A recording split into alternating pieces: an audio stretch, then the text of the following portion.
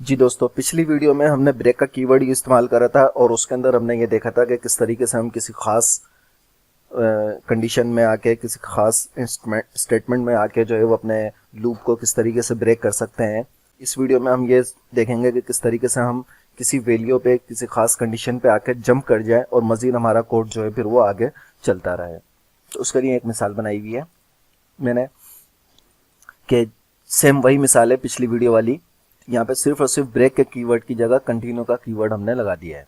ठीक है, कंटिन्यू का कीवर्ड क्या करता है कि ये कंटिन्यू स्टेटमेंट की मदद से हम लूप को किसी खास जगह पे स्किप करते हैं, जिससे हमारा पूरा लूप खत्म नहीं होता। ब्रेक में क्या हुआ था कि जब ये 0 पे पहुंचा था तो आगे का लूप फिर नहीं चल रहा था, जबकि यहाँ कंडीशन हमारी 10 हमने लगाई थी और वो 0 पे आके स्टॉप हो गया था। ब्रेक के अंदर लूप स्टॉप हो जाएगा इस कंडीशन पे 0 पे आके, लेकिन इसमें क्या होगा कि लूप हमारा -4 से 10 तक चलेगा और 0 की कंडीशन पे आके ये ब्रेक नहीं होगा, बल्कि इसको स्किप करके जंप लगा के आगे 1 पे डायरेक्ट चले जाएगा।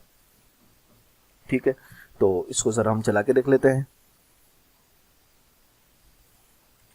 तो ये देखिए -4, -3, -2, -1, -1 पे ये वैल्यू आ रही है और उसके बाद 0 बिल्कुल गायब हो गया। ब्रेक में क्या हुआ था कि ब्रेक में इसने इसके बाद लूप हमारा ख़त्म कर दिया था, इसके बाद की वैल्यू नहीं दे रहा था।